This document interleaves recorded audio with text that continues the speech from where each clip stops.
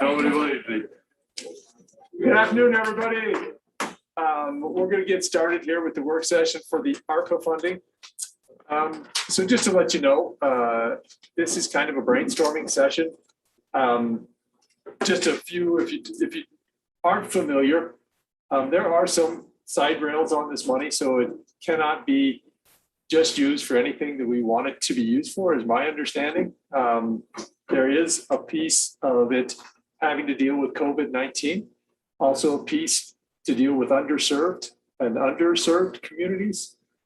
So, you know, I'm not sure we could go just build a rec center, for instance, with this money. I don't know that that's in keeping with the spirit or the intent of the law.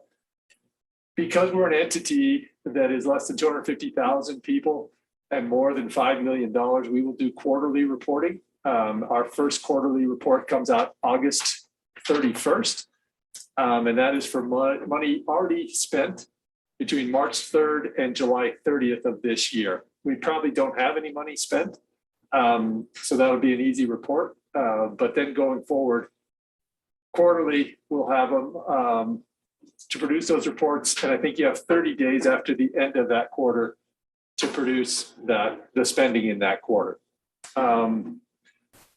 This money is between March 3rd, 2021 and December 31st, 2024 for costs incurred during that period.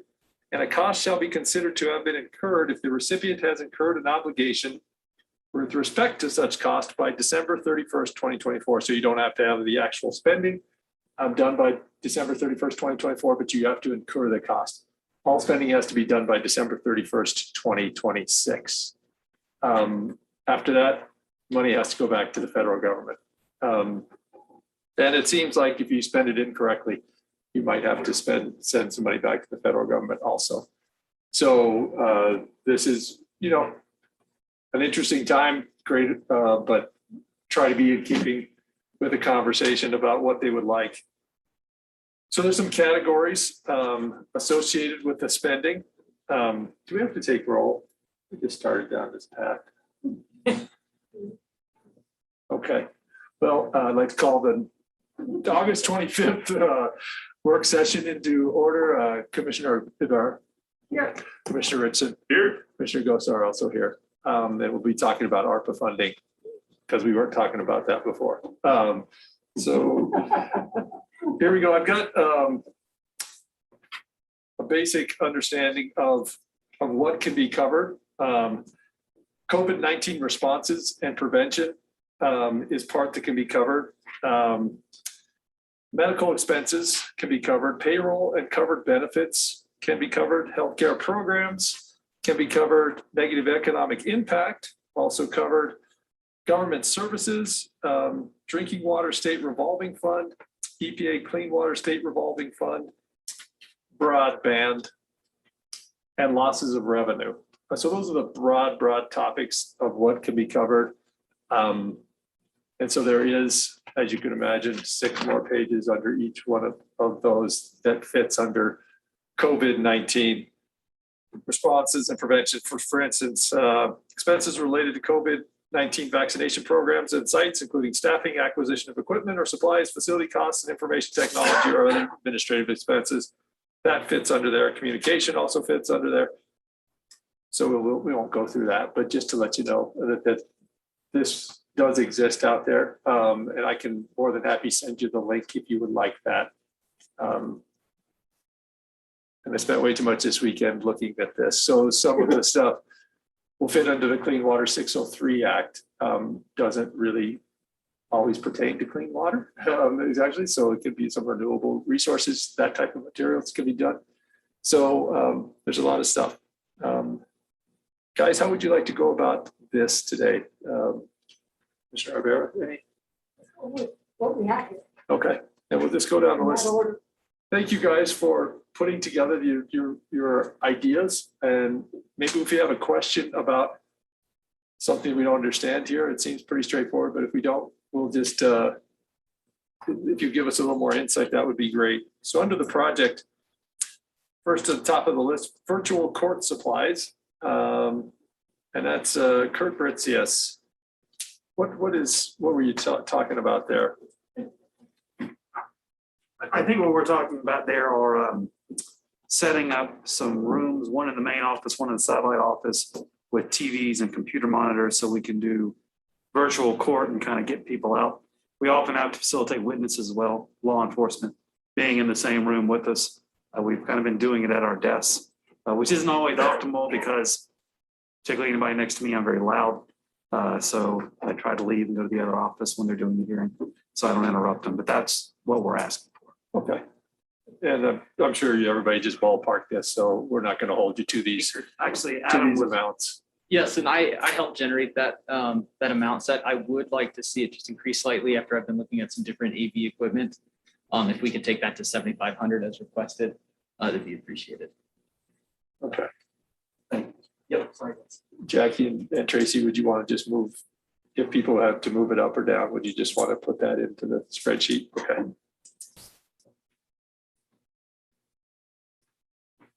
Next one up is county facility and public broadband access points. Adam. I'm back.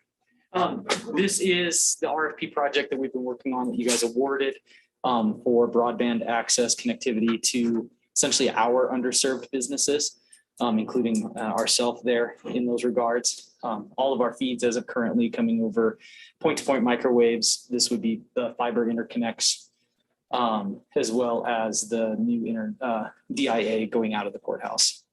Working here, you'll see that this is a bit more compared to what we saw in the construction cost there, working to also integrate Rock River so that we can use that as a hold stone for the community, looking at a multi-year progress project to, again, serve up to an underserved community. All of these connections will also utilize public accessible exterior access points of which people can access the internet just pulling up to the locations. They don't have to access the facility itself. So we'll be providing for the neighborhoods and or rural areas surrounding. From county facilities? Yes. Okay. So Awesome. our front lawn, our side sets, any essentially providing public access in an enhancement for all public and individuals. Yeah, and I'm sure you've spec'd out all the must reliably deliver minimum speeds of 100 megabits per second download and 100 megabits upload. Yes. Yeah. Yes. Thank you. All right, the next one, new firewalls and public health. I get to stay here. Yeah. The new firewalls, so this would be an upgrade of the current set. One, to take advantage of the new throughputs and provide a better work from home experience as people are VPNing in to access the data if there's a need for any of our staff to work in. So it's continuing the COVID efforts for the work from home, remote work, as well as providing additional security encompassing with work from home. And commissioners, if you have a question on any of this, just fire away if you would. Gym memberships for all Albany County employees, Adam, you're thinking on that? Yes, so this was a public health thought in terms of overall health of the county. Looking at it from the insurance perspective and improving county health as well as the COVID. Many of us lost the ability to attend any form of a workout regimen and or were homebound for so long, giving the opportunity to county staff to, if not prior, now can access those facilities while able to improve our health, to battle back the COVID efforts. As we know, you are more likely to not end up in the hospital, personal health, better health, especially if you do contract the disease. And so this it's a general idea in trying to help overall health of our staff and facilities so that we can continue operations.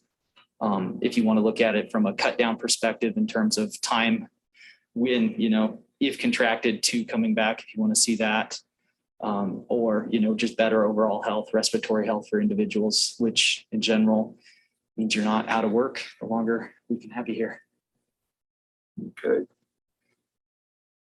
That might be a bit of a stretch as I read it, but that's all right. That's exactly what we were supposed to do here. It was, I understood that. It was just an idea that I had that if able to make work, I thought would be very beneficial to the staff and in our overall health here at Albany County. Super. And then smart signs for county facilities.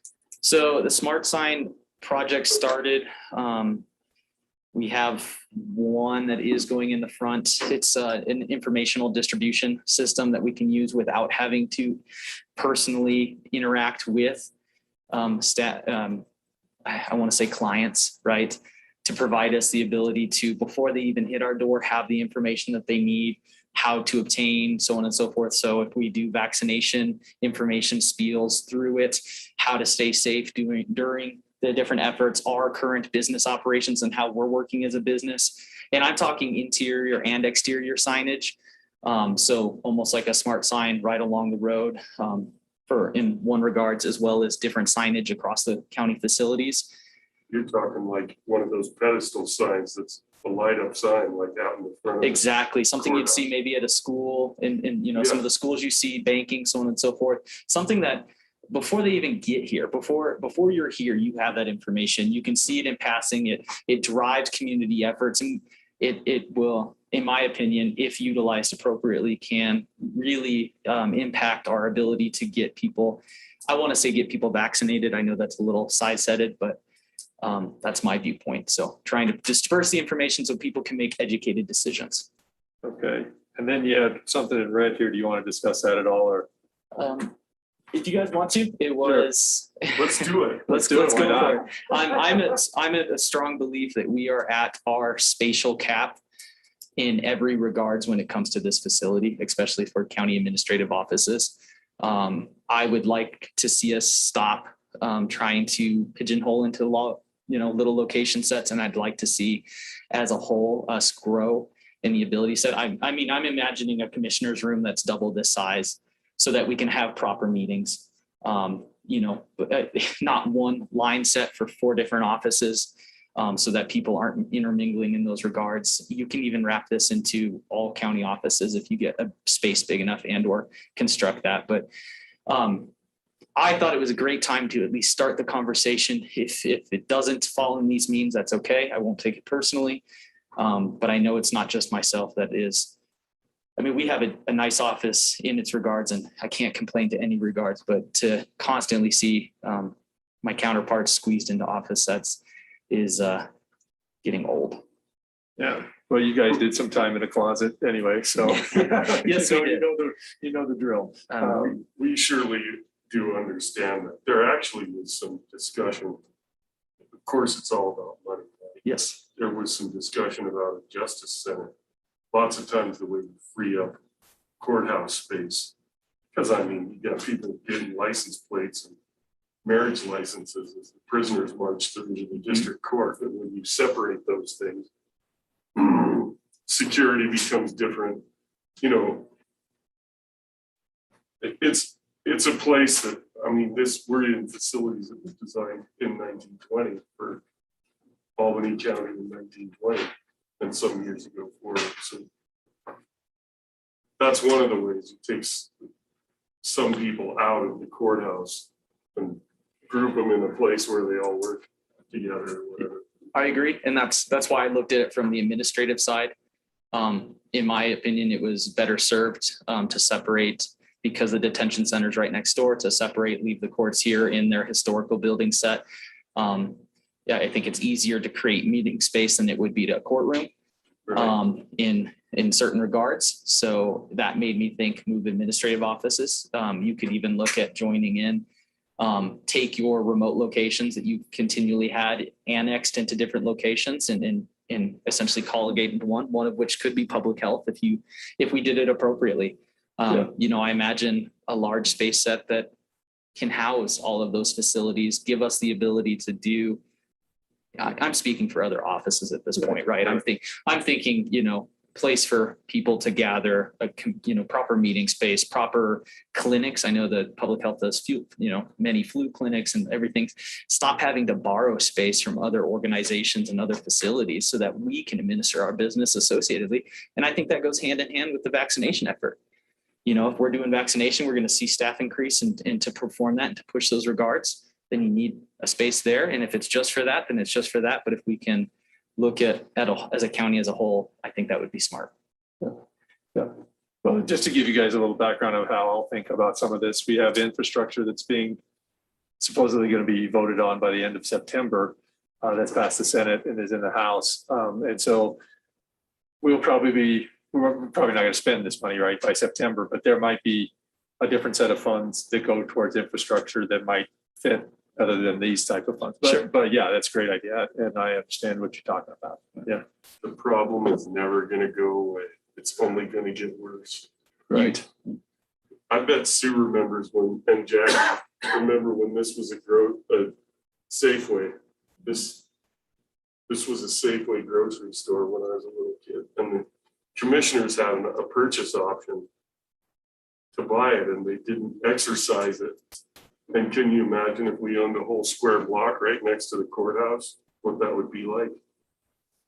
Well, but they didn't do it. I would say we learned from those lessons. Right. I would stress it heavily. Yeah. That those be lessons learned. And it's the only way we're going to retain good folk. It's the only the only way we're going to continue elevating our business. And that's one of our largest drawbacks. So. Okay, awesome. Thanks, Adam, for that stuff. Next would be David. Albany County wastewater regulations update.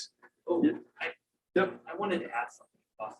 Can I have you add it? Yeah, sorry. My apologies. I did almost forget this. That's why I had a sticky note over on the workstation there. I would like to add a request line item for the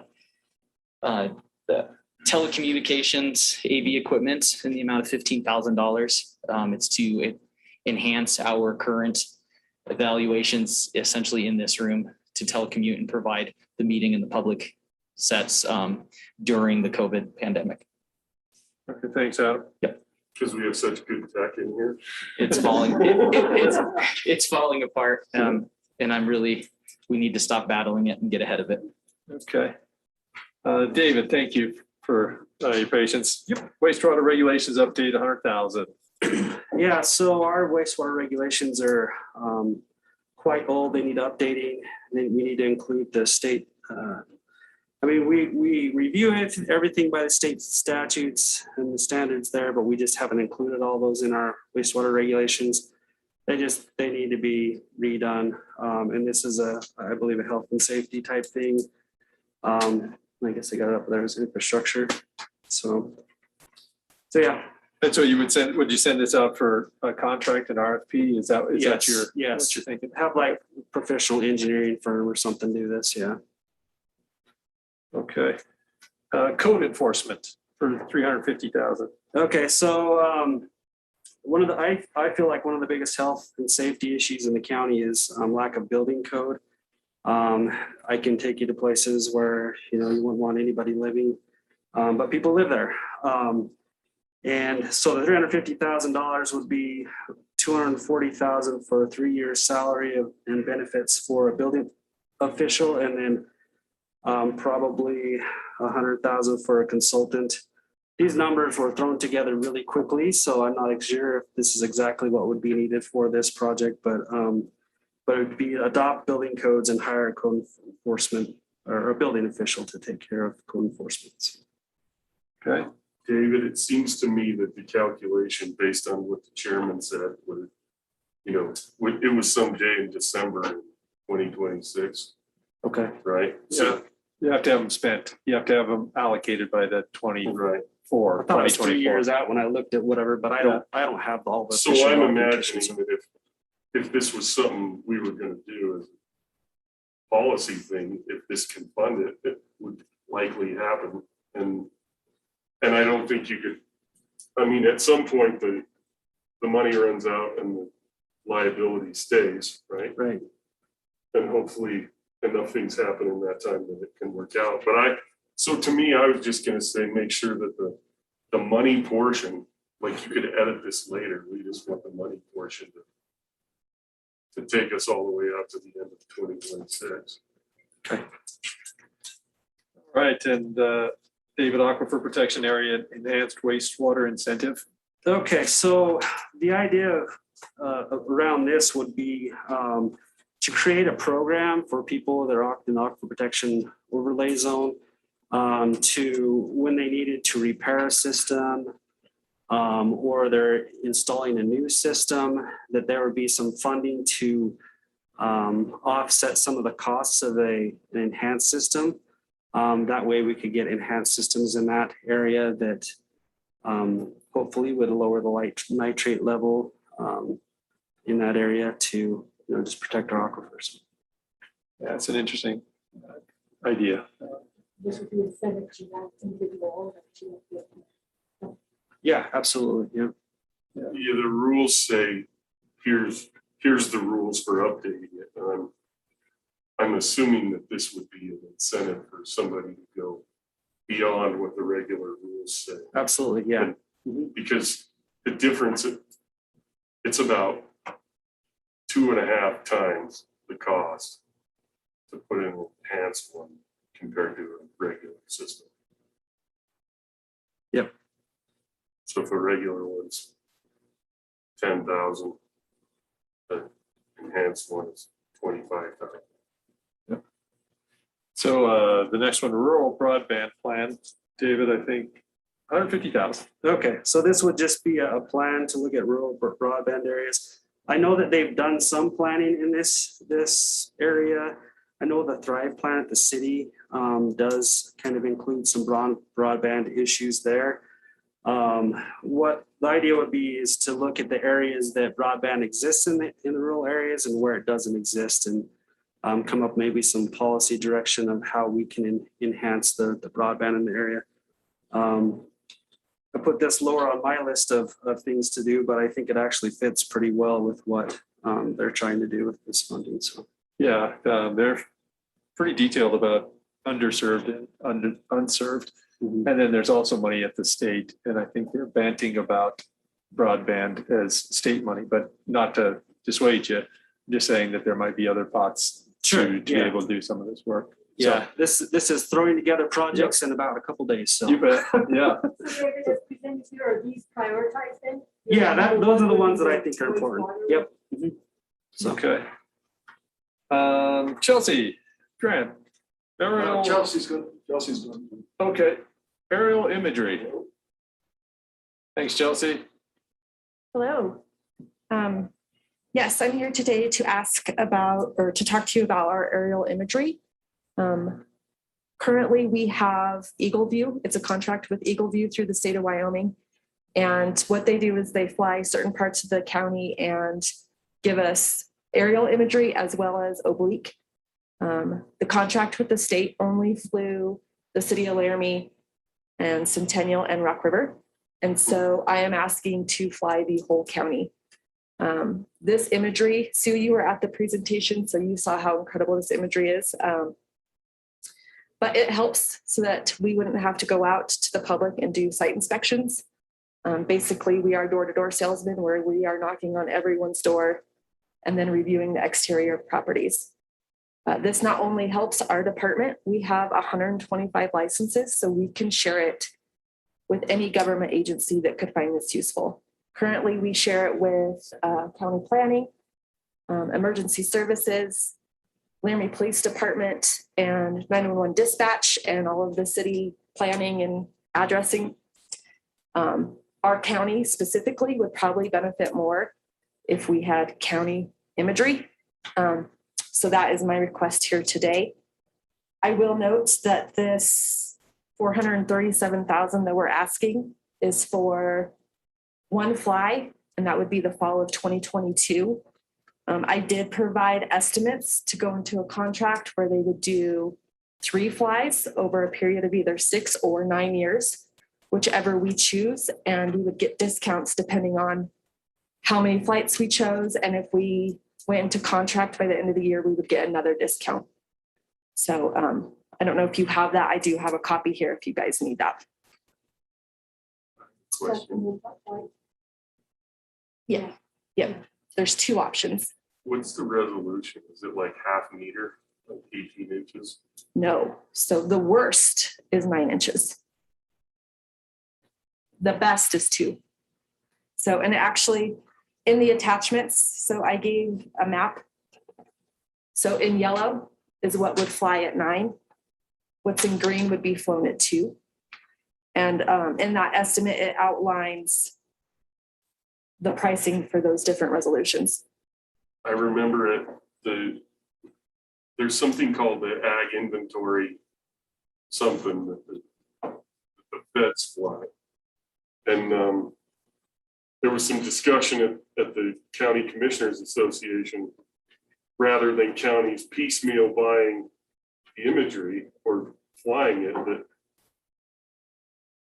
that they tag along with the ag inventory program and fly all the counties and save a bunch of money, right? Right. And it's kind of like trying to keep a herd of jackrabbits on a flatbed pickup. You can't make all of the counties click to make it work, but it's, I don't know. And I think at the time we were discussing it, which was like 5 or 6 years ago, it was half-meter imagery. So I think the flying actually isn't the expensive part. It's the computer processing, because you have all of these images that have to overlay, and it's the processing to make it a seamless image. It's really interesting. Yeah. I love it. We've been very fortunate to have it. Like I said, we only had this aerial imagery from the city, the 5 Mile Donut, and Centennial and Rock River. We were able to, they did a change finder for us. So they took old imagery and compared it to the new one. And then they flagged accounts where we weren't taxing buildings. And we were able to gain $1.4 million in value just on that area. And I suspect, up north, there's buildings we don't have because we don't know they're there. Sure. So I suspect we could gain a lot of income from this. I know that if we had it countywide, Road and Bridge could use it to measure roads and look at the bridges and see what kind of infrastructure needed to be done. County planning could use it for more correct addressing, things of that nature. 911 dispatch has it. They love it. They're using it. It pops up on their CAD system so they can visualize immediately the building and get a 360 view. SWAT uses it. I'm in the process of getting it hooked up with the fire department. I haven't had a chance to speak with the sheriff's office, but I think that they would love it. Crazy. Yeah. It's crazy. Yeah. So Awesome. that's my pitch. Is that drone flown or is that fixed wing flown? Do you know? Plane. Plane. Mhm. Okay. Chelsea, that's the only way the assessors can assess almost like a work from home system, correct? That is correct. Yeah. If we were to get shut down and we weren't allowed to do those inspections anymore, this would save us. With 2-inch resolution, you can measure buildings, virtually. You don't have to go there. Oh yeah, it's incredible. I know Adam's used it to measure towers. I used it working through broadband structure and engineering with ISPs, look at tower requirements, additional requirements, location requirements, all of it. Awesome. Thank you. It's Yes. crazy. Yeah. My Any other mind is questions? blowing right Yeah. there. Okay, if No. you want to see it, you should come up and take a look because it truly is amazing. Yeah. And that goes for anyone here. Yeah. Wyandotte has a plane that flies roads that they can tell that they migrate. And when I worked over there, it just sat on the hangar for months. We were talking about how it kept the paint on the floor, and it has this really amazing system that does not fly like it could. Right. So this would be unbelievably cool if they Yeah. could use that. They still have that bird. So You save costs and have you fly it. There you go. Is that an option? How good's the autopilot on that thing? Right? Yeah. All right, awesome. Thank Thank you. you, Chelsea. Yeah, you have to keep it right on the bead down the lane and then turn around. It's like mowing it. Yeah. It's like harvesting a cornfield. Public Health Building, Kim. And it says $2,000, right? Yeah, Okay, 2 million. 2,000. Okay, so the amount I would totally Right. just guessed on for renovating our building or buying a new building, which I've actually found if anybody wants to look at. Yeah. But so we're public health and, we're just busting at the seams. It goes to what Adam just said. And we try to find space to do all of our COVID vaccinations in, as well as our flu clinic, which we're trying to figure out now as well, because we were going to use the armory, but they've taken it back for the ROTC. So my proposal is to find a new building for us that could suit where we could have our own clinics. We have connexes that we have to use for storage over at Road and Bridge, as well as climate controlled for our PPE that Bill does for the EOC stuff. So we're just looking to use money to do that. Okay. Yeah, that was just like a guess, because I don't even know if our building can be renovated. I was thinking maybe we could go up, because we certainly can't go forward or backwards. Right. So, Okay. Yeah. Yeah, then that might fit with, if there's some other building plans that Adam talked about and other people talked about. I mean, we have offices in a lot of places. Yeah. It would be nice to consolidate into one county building. Right. If we could find something like that. yeah. So, Okay. Any other questions? anything? Thanks, Okay, Kim. thank you. Did you have a question too? I do. Okay. Third yellow one, drug court employees premium pay, Rebecca. Is she here? Okay, we can go down the list. Sure. Okay. Okay.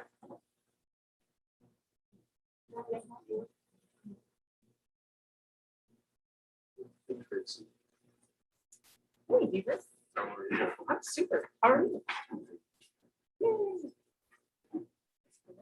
And just to let you guys know that, I'm sure you know it off the top, but the premium pay that came in your checks this week, I think.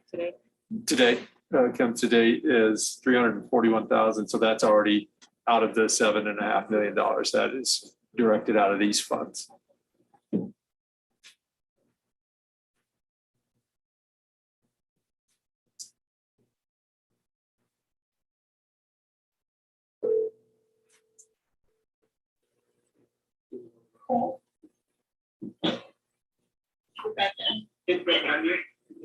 Bailey, how are you? This is Jackie. I'm sorry, this is who? This is Jackie. Would you like to present? Would you like to present your request for consideration? Yes, please. Thank you, Jackie. You're welcome. You can go ahead, Rebecca. Oh, okay, great. Thank you. Good afternoon, Commissioners. I'm so sorry. I'm having some pretty extreme technical difficulties here. So I did submit a request for premium pay. I recognize that on this paycheck, employees are going to receive a hazard pay type bonus. My request was specific to ongoing provision of services, especially in light of the Delta and other emerging variants. Myself and my staff are daily interfacing with members of the community who have various high risk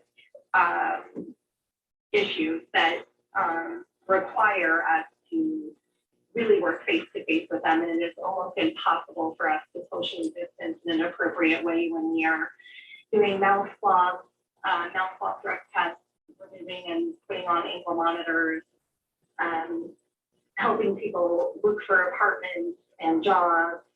We're interacting with them in the community in ways that really put drug court staff at continued high risk for COVID. That is the basis of the proposal. So Rebecca, just a few questions. This is Pete Gosar. How many employees, and are you guys county employees, state employees? Are you a mixture of both? We are county employees. I have 2 case managers and a peer specialist. And so that would be 3 plus you, 4. Is that what you're just trying to get the numbers for employees? Correct. Okay. And they're all on soft money, you know, it's SAMHSA grant. So. Yeah. Okay, commissioners, anything else? We're just, Rebecca, you weren't in the room, but we're just having taking the work that you guys did, thank you, and trying to hear a little bit more as commissioners. And then in the coming weeks and months, we'll try to prioritize where we think it fits within the rule itself. And then if it fits with underneath the ARPA guidelines, then how to prioritize it as a county. So if you have anything else, that's great. If not, you're more than welcome to stay, or you can log off if you'd like. All right, thank you so much. Thanks, Rebecca. All right, Tracy, revenue replacement, 1.1 mil. I'm going to do something unique. I'm going to start out a little different than everybody else. Yeah. I'm going to reduce my request. Okay. Look at that. Doesn't that sound great? We're starting to get our attention.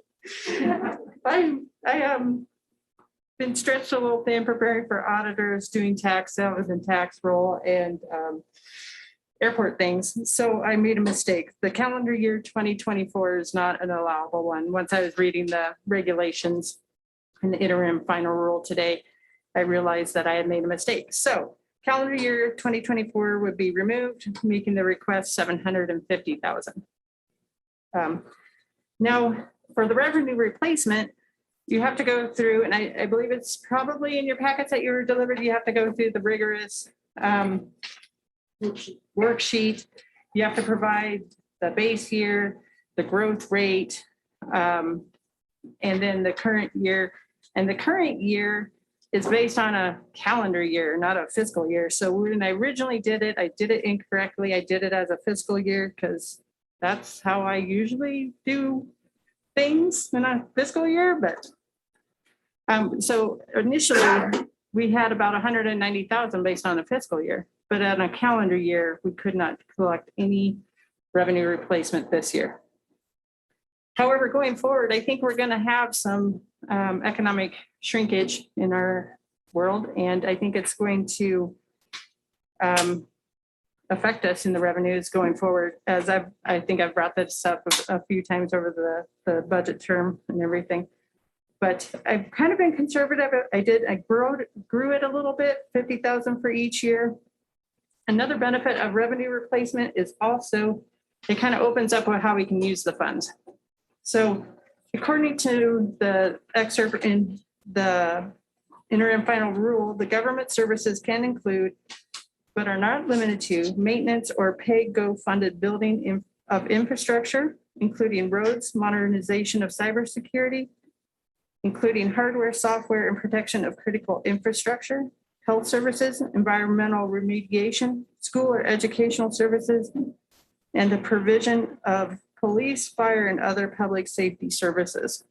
So it's minimal. And another point to bring up, I guess, is that at the end of calendar year 2021, once we've done that calculation, if we didn't need the 200,000, we can always reallocate it and put it towards another project that maybe didn't get the funding it requested. So this, just to understand, Tracy, this would take money out of the ARPA funding, put it into our general funding. Yes. Is that the mechanism? Okay. Commissioners, any questions? Okay, thank you, Tracy. Thank you. Library ventilation, Rachel. Yeah, so the ventilation was actually a project that I had emailed Tracy before even this was put on the calendar. And so I didn't attach any additional numbers to that because they're looking at the guidelines. I just don't think that fits this pool of money. And that maybe, building renovation infrastructure might fit a pool later. Although just the idea there is, again, improving ventilation, particularly for our meeting room, because it's an important public space that right now has not great ventilation, being able to improve that. So it just feels like a safer meeting space, but we're going to look for other pools But I have a few other things here down the line. So then the next thing we had there was just doing a pay differential for our library staff, similar to, we haven't done anything like that for our library staff to be able to, again, because similar to, you know, county staff and others, they are close and working close with the public. So being able to just give them that differential for doing that. The way I had structured it for library staff is basically looking at like those at Wyoming Department of Health and setting up a monthly stipend that depending on where we were within Wyoming Department of Health ratings, there would be either a $200 or $100 stipend added to their check. Questions about that one? Yeah, I think we put in my thinking, Yeah. if we're gonna do premium pay, we'll do premium pay, you know, just not department by department. We'll try Totally. to, I mean, yeah, if we- not that you're saying that's what we Right. suggest. And I yeah. mean, I guess in that context, could I also then put a pitch? We were not included in the premium pay above. We didn't get that. So would there be a way to include library and like some of those board staff?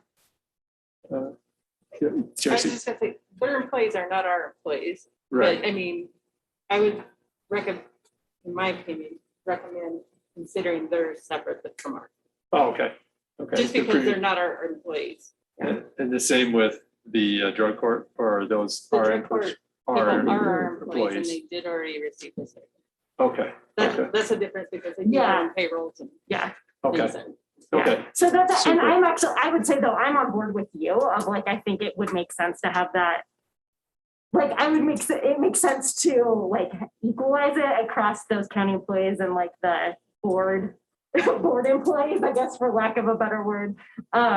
So I'd be all for like shifting that to match what has been done or what will be done for the county employees, even if we're doing it kind of in a separate pot. I'm totally open to making that Right, well, look the we're the same. pass through for it anyway, yeah. Yeah, So it just depends on where the requests come from. yeah. And it would be easy enough to actually basically do it as a straight pass through from the county, so we could track it as such. Yeah. So anyway, so yeah, so I'm totally open to like making it look like functionally be the same across. Okay. everything.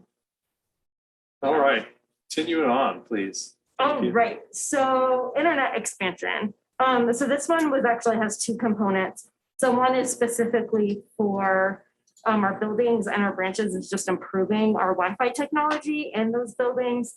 And then for all of them currently have some level of access outside of the building, but say for the Laramie branch, actually intentionally pushing that signal so it extended all the way to the end of our parking lots.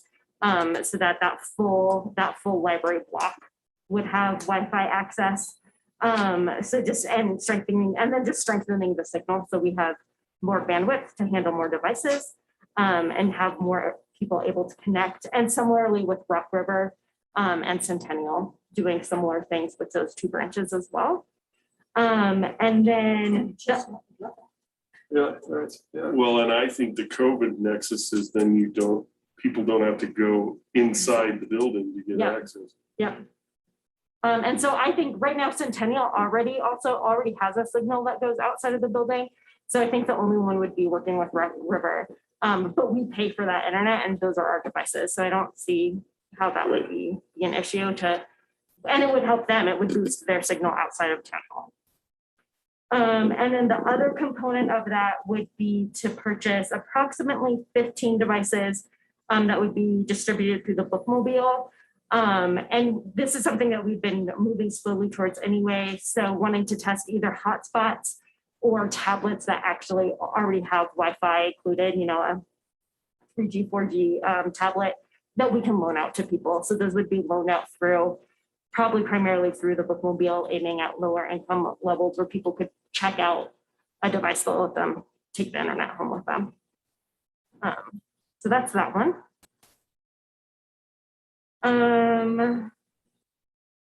And then the next line, the lost revenue, that was just a guess for a year of what we think the lost revenue coming for us comes from less printing. And that is primarily actually, and we'll have to see, I don't know regulation wise how where this falls in. Printing is because we've actually just made that free. So people pay as they can, but that also means that if someone needs to come in and print out 10 resumes and, doesn't have the money to pay us, they don't. And so that revenue, that's probably about a $3,000 loss that we've seen. And then just our meeting room has not been, it's very hard to rent out safely for much smaller numbers, and there's just a lower demand. And those are our two revenue sources. And then the final thing that we wanted to add in here is updated water fountains.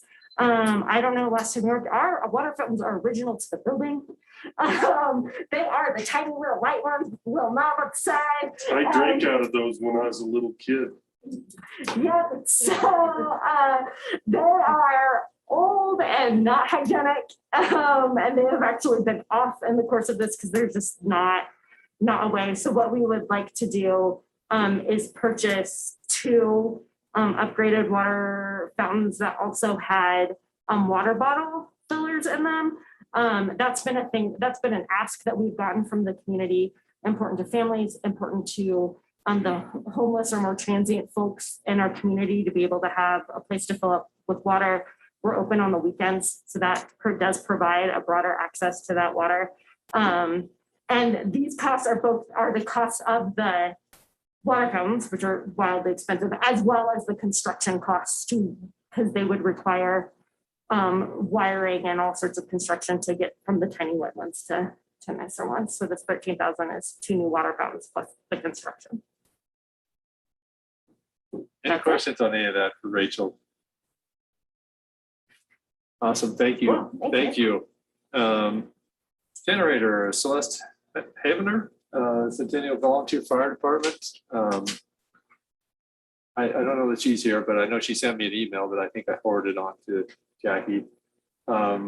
Generator in case the electricity goes out so that they can do their work at the Volunteer Fire Department. 14.5 was the number that she quoted me on. So pretty straightforward. Albany County Detention Center medical contract, Sheriff Applehands, $2.5 million. Good morning. So the ACDC medical contract, you guys have seen in the prior meetings that we've had for commissioner meetings over the last couple of months. We looked at ARPA funding to fund that contract as a medical service for the county and to also help that underserved population in terms of the inmates that we have at ACDC. The way the terms of those contracts works is that that's a 4-year contract that would run through 2025. The amount that we ask is for the entire amount of the contract. And so we would use those funds to pay for that medical service at the detention center. So this creates some relief in the county in terms of by using ARPA funds to pay for that contract, the amount of money that we already budgeted for the current contract that we had, we would be able to use that, put it as either as a surplus or use it to sock away for the next jail medical contract after 2025. In the research that we did, it looks like this contract should meet the requirements within ARPA funding to be funded. Okay. Questions, Commissioners? Okay. Next one there, please, Sheriff. Interview room, audio and video equipment. We have an interview room that we have within our department, and that equipment is pretty outdated. So similar to some of the other equipment that we've funded since I've gotten in here as well, to where the contract is expired, the equipment is not under warranty anymore, and they don't even make that stuff anymore. So we would need to update that. That's for interviews for basically everything that we do for criminal investigations. So interviews of witnesses, victims, suspects, all that stuff. So. Sheriff, had you thought about, I know there's a contract for people to make video calls to their relatives on the outside. So in terms of that being part of this or no? No, so we already pay for that already through the detention center. We're already on contract with that. So we didn't include it unless you guys wanted to. It's something that we've we've already fully funded Okay, in terms of the communications within the Albany County Detention Center. okay, So this is for specific for basically the sheriff's office in terms of the people that we come in to either report crimes or that we interview for any types of incidents that we have. awesome, thank you. And then on the following page, salary increase. Right, so our department is one of the few departments that didn't close all the way through COVID-19. And so we looked at the salary increase as part of that premium pay incentive that they have through the ARPA. And what we did is we looked at that is instead of a stipend-based program, basically a percentage increase to where we would take those funds, pay it into basically our general fund, sock that away for those increases over time, similar to what we did with the CARES Act funding. So that's how we envisioned it. And so that's a percentage increase for every employee minus myself. So I'm not included in there as an elected official. Commissioners, any questions? I know this is a bigger line item and that you guys red tagged it already on there. What questions do you have about this one? Yeah, I'm not sure. We didn't red tag it. Okay. And so I'm not sure. I'm guessing the red means not eligible. Right, and that's part of what some of the questions that I had is how I guess we were a little confused as how that wasn't eligible. In terms of providing premium pay through that bill basically says that you could provide premium pay for everybody that had been working through that and then continues to work through the COVID-19 pandemic. And like I said, we're one of those offices where we don't get to shut down and we don't work remotely. The nature of the work that we do doesn't allow us to do that. So statutorily. Yes. I can kind of speak Yeah. to why that red flag when we kind of went through and did a preliminary thing, and all subject to change, of course. Okay. So the premium pay is an allowable expense up to $25,000 per employee or not to exceed $13 an hour. This clearly exceeds that for your employees. Also, you can't set aside money. You can't reserve it. You can't put it in a rainy day fund. That's the other thing for me. That's why So the way we read it is that you couldn't sock it away into a retirement fund, you couldn't replace taxes, and you couldn't put it into a pension fund. And that's why we said I that. think it further states further in the interim rule. And like I said, I could be wrong too, because Okay. this is not a fun document. to read. Right, no, Yes, it is we not. read through it multiple times as It's well. an insomnia cure, Right. but And it's the I third, don't think you can set it. is the $13 an hour an increase or just $13 an hour total? $13 an hour over and above the regular pay. Okay, And it does state in there that salary of a regular pay, which once you give a salary increase, that Right. becomes their regular pay, Right. not premium pay. That becomes their pay. And regular pay is not allowed. So I think maybe we need to brainstorm. yeah, I would like to discuss because like I said, You're right. the way I looked at it is premium pay as a short term. And so we would Right. use that money within the regulations of the law as that short-term booster, but then use the surplus money that we have already budgeted for as that long-term solution of what we're actually asking for. Okay, well, we'll dig deep and figure out how these may or may not coexist. No, that's fine. Yeah, definitely. No, well, that's why I said I was like, there's obviously questions, and I know that we had a few too when we were looking at it as Yep. well. Yeah. Thanks, Sheriff. Anybody quick questions for Sheriff Appleton? Okay, thank you. Appreciate it. Thank you, guys. Jackie, elections parking lot drainage under infrastructure, 12,000. Thank you, commissioners.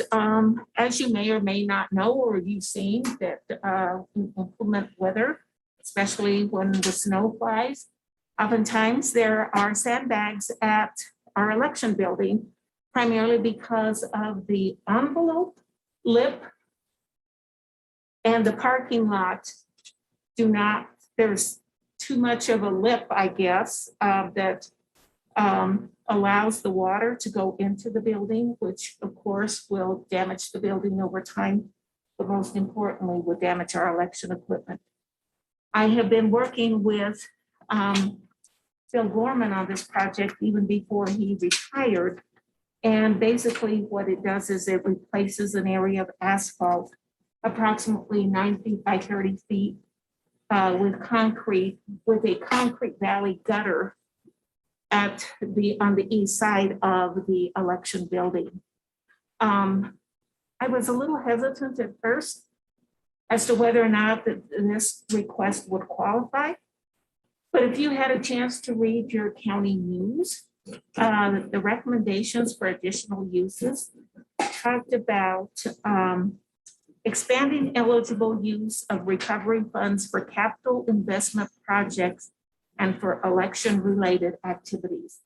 This is definitely an election-related activity, having the building used for early voting. And so that is what I brought forward. Of course, right now it's just an estimate. It could be in the vicinity of anywhere between $6,000 to $12,000. And so I asked for the high end to be on the safe side. Any questions? Guys? This is just the water. Right. Well, it might. That is one sexy project, let me tell you. And once again, if it's under infrastructure where some of these other ones might not fit under infrastructure and that bill were to pass Congress, we'll see where this all would shake out. But yeah, and I saw it under reliance too, under improve resilience of infrastructure to severe weather events. You know, we have been talking, or he has been talking, and actually for a couple of budget cycles, the need of having to repay both this side of the parking lot as well as the west side of the parking lot. And so hopefully maybe it could be a project where we can combine the two needs to get this project complete. And we've been holding off on it. I talked to Bill before he retired, and we talked about it. We weren't sure exactly how much it was going to affect the parking lot.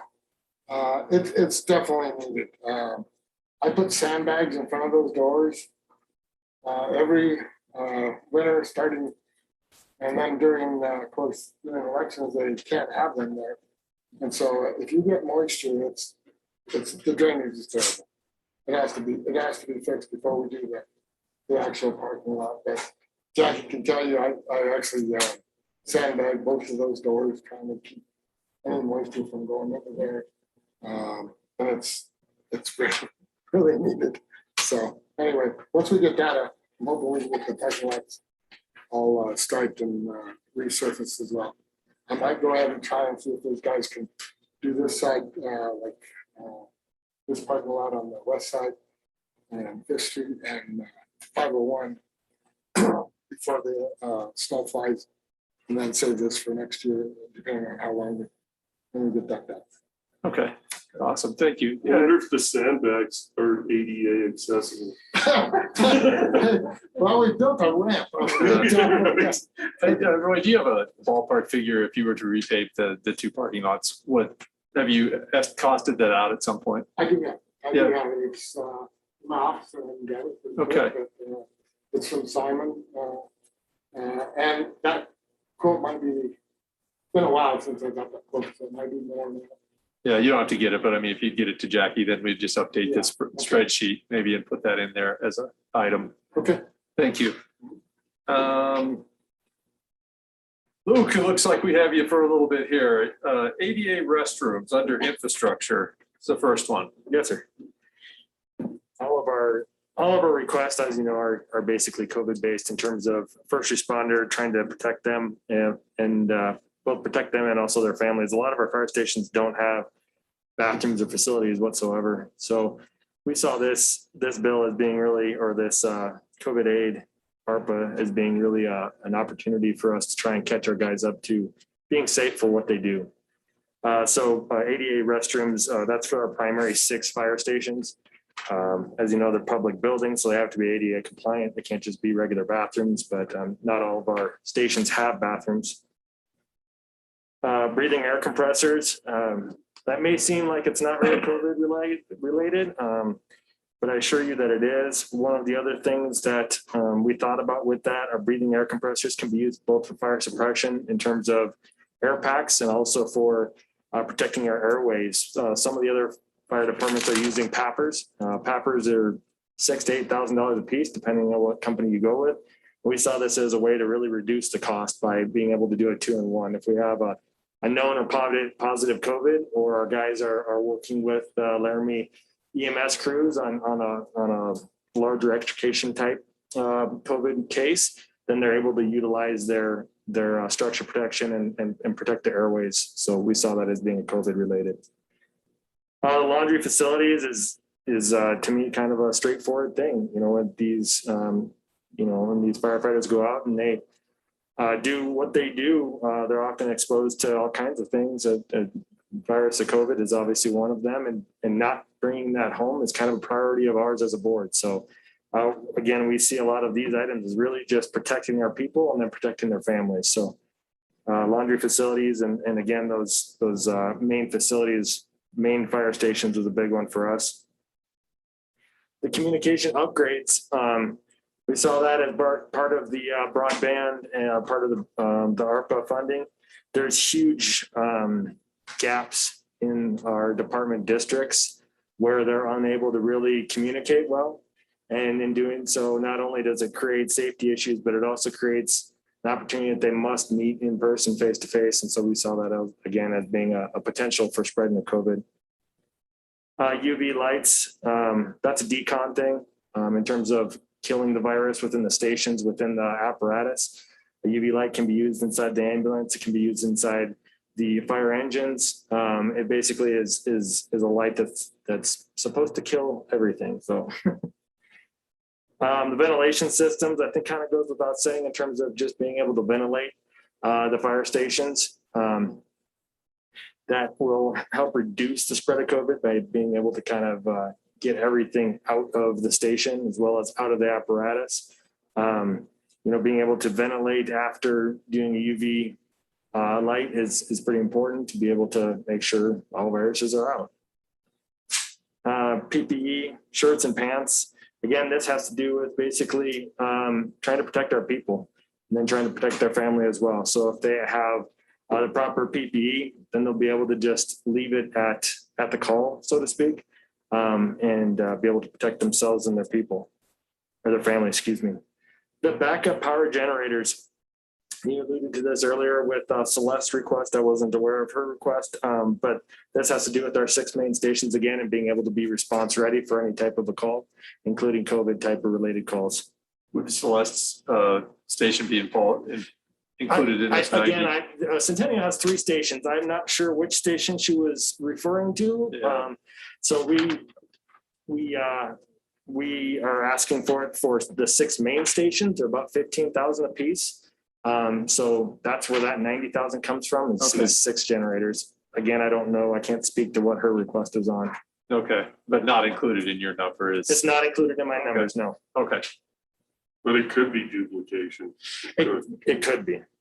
Just have to research. Again, they have 3 stations. We were going for the main stations, trying to be cognizant of the needs of, the other groups that we're going to be putting in for this. So, we didn't just put down numbers and try to shoot from the moon and hope that we got everything. We really were trying to look at what would be fair for us to request, knowing that there's going to be other needs as well. So. The Aeds and Monitors, I see that there's a note on there for additional research required. I appreciate that. A lot of what we do, people don't really understand. The Aeds and Monitors is obviously a key element in order to protect or kind of identify what the needs of the patients are, but they also can be used for our crews as well. So sometimes there's calls that people will go out on, and then when they get back to the station, that's when it's kind of things surface. So the AEDs obviously is a big part of personal health and also for the patient's health. it's still, there's so much unknown with COVID. Having cardiac care, I think, is a big priority. And then the monitors themselves are able to do capnography and other things so that you could really maintain what was going on with the patient. So both those are important in my mind. Are you thinking mobile or are you thinking these are station? No, these are like LifePak 15s, if you're familiar with those. Basically the big heart monitors, but they'll do like EKGs, they'll do SpO2 monitoring, capnography. I mean, this is kind of my world, so we could talk for hours about it, but I don't think everybody wants to hear about it. It's an important monitor to be able to identify what's going on with the patient at a broad level. So you would carry them out from the station, or would they be in the station? No, they would be on the apparatus. We'd carry them out from the station and then therefore need to be deconned with the UV or similar. So. Okay, super. The Employee Assistance Program, and I have to kind of like ask a little bit about this. In my mind, it was a 2-year program, but if I heard you right at the beginning of this session, it's a 3-year, 21 through 24. Right. So when I mapped that out, the Employee Assistance Program, in my mind, it was we have roughly 103 firefighters. And what I was looking for was 12 therapy type sessions allowable per firefighter. And then over the course of 2 years, so it'd be 24 sessions. So I'd want to up that request by 1 year. So another 120, so 360 would be the final request on that. If I'm understanding you correctly on this ARPA, that it's over 3 years. Yep, it has to be committed by December 31st, 2024, Okay. spent by December 31st, 2026. Yeah, absolutely. So again, what that boils down to is there's so much unknown about COVID right now, but one of the things that is known is that it's unknown. And so when firefighters go out on calls, they don't understand what caused the sickness or the illness of a patient. Sometimes there'll be a lot of psychological ramifications from that. Both on the call and then coming home, especially with our volunteers that don't necessarily get a chance to really decompress before they go home to their families. So I view this as a super important program to help basically our long-term psychological or emotional health of our firefighters and their families. For these prioritized for you, or would you They're one that you would put ahead of the other? I haven't really given it that much thought to try to prioritize one over the other. Obviously, some of these are very basic needs in my mind. But some of the other ones, I haven't gone through to really prioritize it. I apologize. No worries. I mean, we're probably not at that stage yet. We'll probably be asking that coming up, but okay. But I don't think we're there. So we'll take the time to do that. Yeah. Any questions, Eve or Sue? Okay. Thanks, Luke. I appreciate you putting this together for us on short notice, and everybody. I appreciate that. And if there were things to come up, right?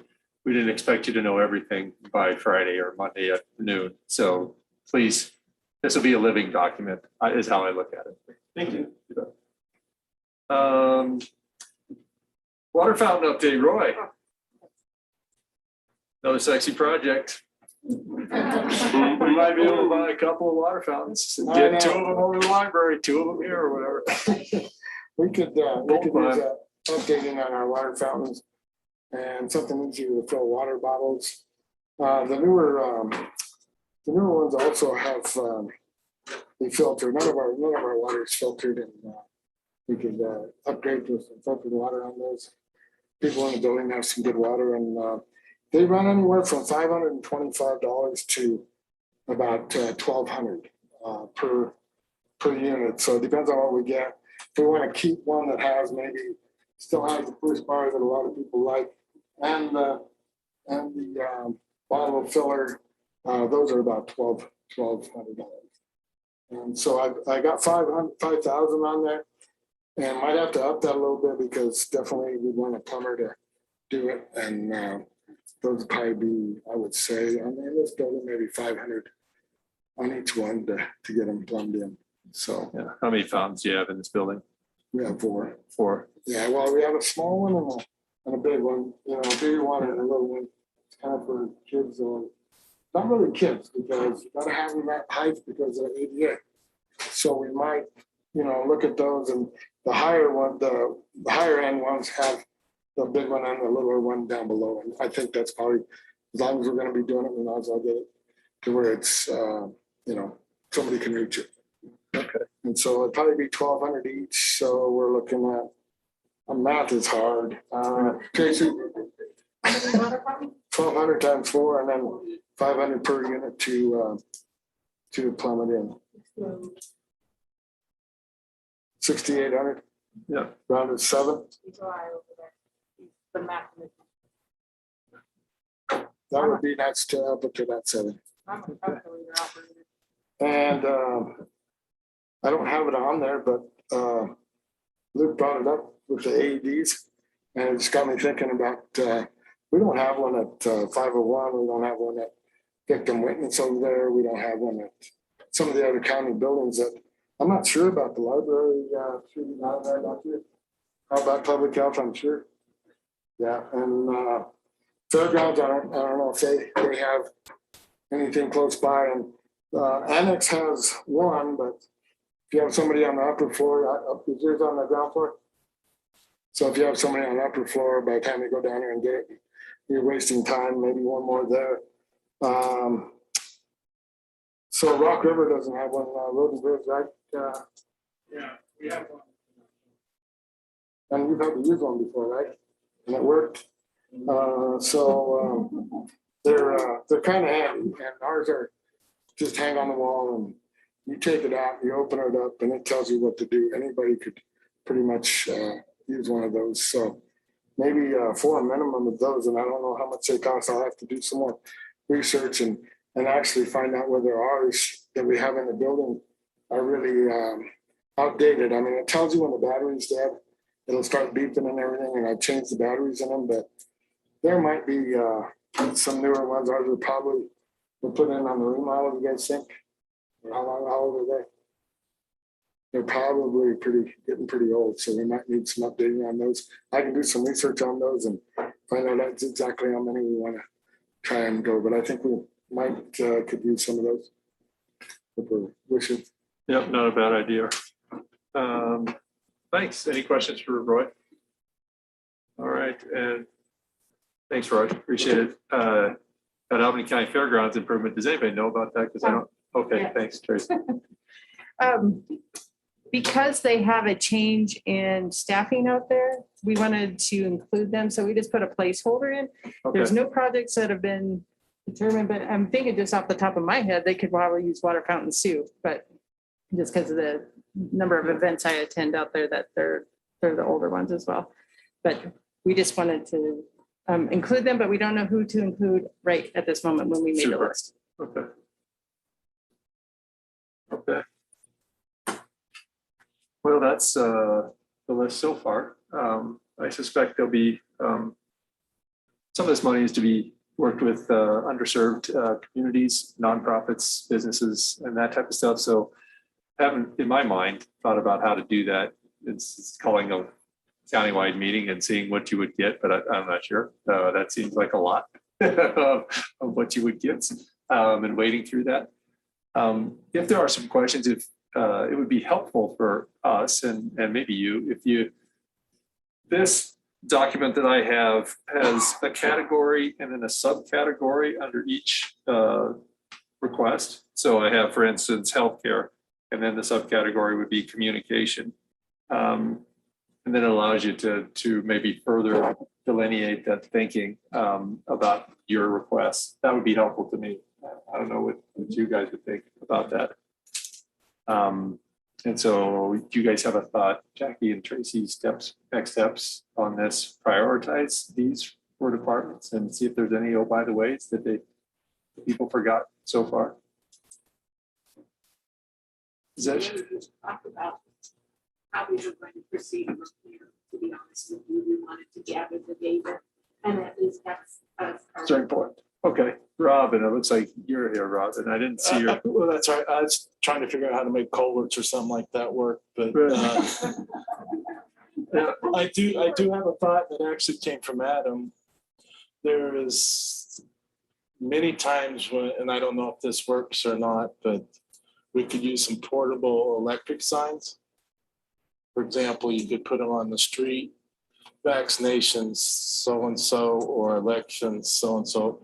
But for our department, we could put them out at the end of the road. We'll be replacing this culvert. Excuse me. this such and such a day, so they could expect and figure out what we're doing ahead of time instead of being mad at us because we're doing it and they're late to work. Yeah. Right, yeah. Do you think that's a possibility of something we could, I don't know if you can make it work or not, I just, yeah. Okay.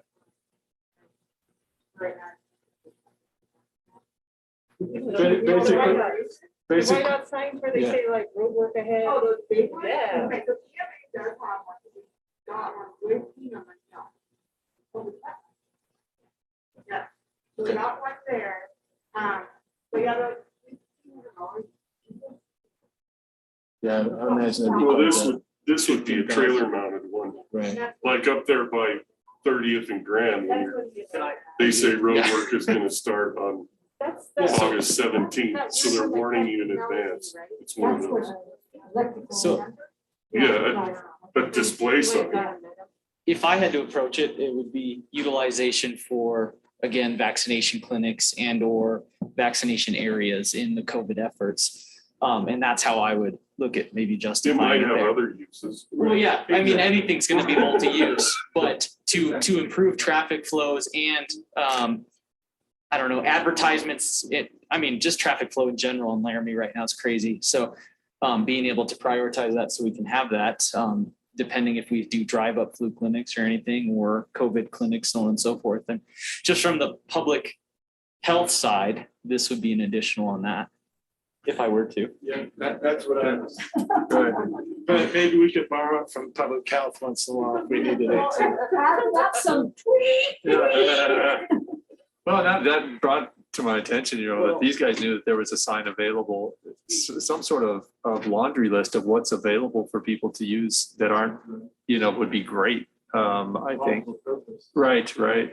And where they would be located. So in a big picture idea, and I don't know if I've shared this before, but some of the wireless that we've done in terms of deploying the access points have been in county shops and such, so that if they need to be utilized for driving clinics, there's wireless accessibility there. And these signs could go hand in hand with that to essentiate and allow traffic through our facilities. I just continually look at our Road and Bridge shop, maybe even the Rock River shop, these large areas that could be utilized for drive-through establishments when not utilized for, large repair, so on and so forth. So we did prepare for that when we went out for the wireless connections and the APs. So in every regards, they're getting prepped for those if we want to move in that direction.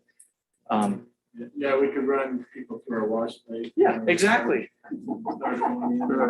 We had no idea what was coming and how we were going to do it, but here's a large facility that can get people in and out, and you don't have to talk to them and they don't have to see you, and you can grab what you need. So it is kind of like what they're doing in the hospital. Yeah, exactly. Yeah. So that was possible. Just to let you know, there's supporting infrastructure to support those efforts. Right. And this could support in that manner. Sure. Sorry, Rob. I was hoping to get time in because I don't know if it's a possibility or not, but I guess figuring out how to make it. Well, and Rob, if things, like I've already gone through our budget for last year in my mind and said, well, what could be, or things that are coming in our budget this year? For instance, we put $200,000 as a placeholder for the Casper Aquifer protection overlay work with the city. I think that fits within this money, and so that might free up money to help with something like that. So, one way or the other, right? And I really don't know how much. I think they're about $15,000. I assume it probably would be more than that. I don't know. Okay, I've got it down. We've got it on the list. Yeah. Anything? Yes. I just wanted to share. Makes me sad that you don't want to go out at 5 o'clock in the morning and put out signs that we make it election time. Because he generally is the one that goes to help us do that. Right. But and talking about that, when we consolidated the polling places for the 2020 election, we had somebody that did not know where the Albany County Fairgrounds Activity Building was. So we got several complaints, well, not complaints, but calls. And we thought, okay, we'll put signage, you know, and signage in wind in Laramie, Wyoming does not work. And so I applaud you for thinking about that, because really that would be a benefit for many, many multiple uses. And so I think collaborating like this helps us in so many ways. There's going to be other ideas that come forward, and I appreciate that the board is open to those others. Bill Swift's tape didn't work to hold the sign with the illuminator post. Yeah. And so I guess just reiterating, I know this is a first blush, and thank you guys for doing such good work on such a short time notice. We just wanted to have this conversation before these quarterly reports go out. And so over 3 years, I suspect we'll have this conversation a few more times. And for me, I think if you could think about what you had today and maybe prioritize it in your departments, that would be great. If that priority changes at some point in the future, that's fine, right? We're just going to do the best we can to get the money spent. No, in compliance with the ARPA funding, and the more we learn about it, the better off we'll do that. Knowing that quarterly we'll have reports due. Yeah, you bet. Oh, sorry. So after all the research I've been doing, and there's still plenty more to do, I'm sure, there were a few suggestions that came to mind, or things I want you all to keep in mind as you're going through some of these requests. The biggest thing is the planting. If it's already in our budget, we can't use these funds for, these are federal funds. There may be a little strategic planning that we could do, but if it is flat out in our budget, we can't use them. Another idea I did have for mainly the library, fire districts, fairgrounds, is to kind of treat it how we do our TANF CPI grant. We give them a lump sum of money. With that money, then they can choose what to do, still have to fall within ARPA guidelines, but then that lets them kind of pick and choose what they want to do with it. It was just a thought, you guys can take it or leave it, but we would have an agreement with them and everything. And there's reporting involved in that. I like that idea. Another, oh my gosh, lost my train of thought. What was it? I had one more. Can't remember, I'm sorry. The interim final report is due on the 31st. We are able to put zeros in there. The only thing we do need to put in is the premium pay that went out today. So no, it's obligated though. It has to be spent, doesn't it? No, it has to be obligated or spent. I thought it said spent for the July 3rd by July 30th. Yeah, then it goes in the expense column, and then I think there was an obligated. We'll figure it out. Okay. Yeah. We'll do it. It says cover costs incurred during the period beginning March 3rd and ending, but that's use of funds, so never I mind. remember. Okay, I remember my other one. If you guys are thinking of doing any sort of construction related projects, I would move on those quicker rather than pushing those aside, just because the construction can take a while. Just seeing construction projects going on recently, just in the community and the state, they're just taking longer than they need to, and these have to be completed by the December 2026. So I would just keep those in mind. You guys are welcome to do what you want to do, and I am here to help you in any direction you guys want to go. Right, thank you, Bailey. And just to let you know too, there is in keeping with the spirit of it, if you're not familiar, there is a big emphasis on underserved and unserved communities. And so, helping people get medical attention in underserved and unserved communities. Not knowing how to do that right off the top of our head, but we are allowed to do grant programs through this money, is my understanding, to underserved communities in our area. And so that'll be an emphasis that that's an itch we're going to have to scratch, because this money is all throughout the documentation. If you've read it, it talks about underserved and unserved communities, and rightfully so. And so you might have a project that doesn't get funded, but you might see an underserved, something at Interfaith being funded because of that. So just to give you that background of how I'll think about it. And I'm not sure what you guys will think about it, but that's how I will think about some of this money, right? Because then Bailey will probably have to talk together about if there's a percentage, if 30% of the money should go to that, or what kind of percentages, we get more ideas and reach out to the folks who will help us with that. So. Yay. Thank you, guys. I appreciate it. And we'll keep you posted. We'll get this updated. And Jackie, would you get that out to us and then to everybody? And then away we go. Moving down the plan. Yeah, Adam. Oh, you look like you had something. I'm just watching you carefully. Stop the Okay. recording. Anybody have anything else before we shut off? Okay. Thanks for your time and have a great rest of your afternoon. And we can shut her. Thanks, guys.